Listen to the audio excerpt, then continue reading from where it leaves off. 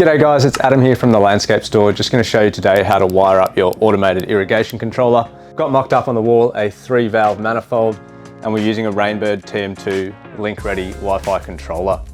The solenoid manifold is made up of a 3-port or a 3-branch manifold, a manifold end cap on the end, a manifold nipple on each of the branches, which screws into and seals off on the solenoid.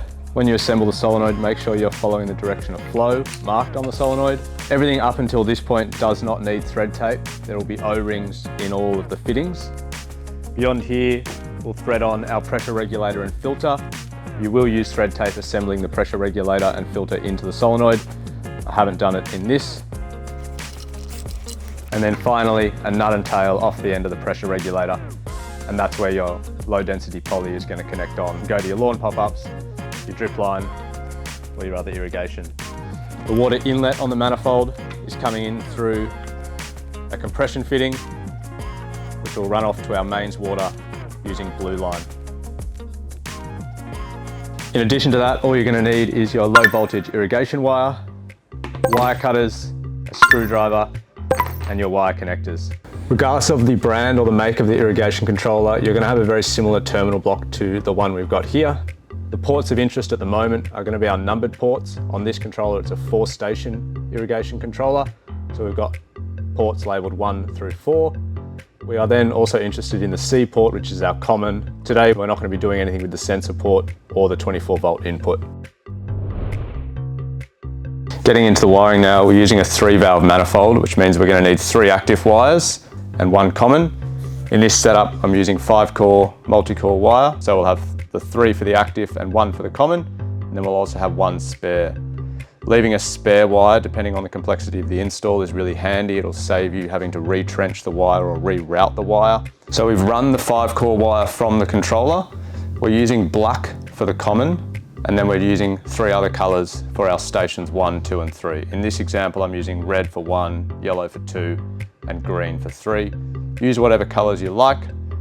If the controller is a fair way away from the manifold, you might want to take a photo of this and reference it when you're wiring up the valves, maybe in the backyard or the front yard. Now we'll pick up the black wire at the manifold and we'll get into wiring the solenoids on the other end. So picking the wires up now down at the valves, as we saw before, we use black for the common. So we'll take 1 wire from each of the valves. We'll use that as the common. We can stick those 3, being 1 wire from each valve, into our wire connector. So you've got 3 wires into the wire connector, and then your black wire from your multi-core as well. So in this wire connector, we've got 4 wires, 1 from each solenoid, which gives us 3, and then 1 from the multi-core, which is traveling back to the controller. Once they're all in there and you can see them poking through at the other end, you'll crimp the connector down, and that's your common wires connected. And then to wire up valve 1, we're going to use the same color that was on terminal 1, which in this case is the red wire.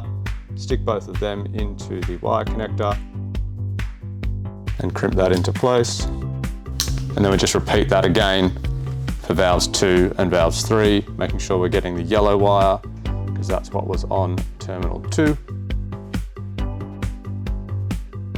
And then to complete it all, wiring up the 3rd solenoid with the same color that was on zone 3, which is green. Pushing the wires through till you see them poke out the other end of the connector.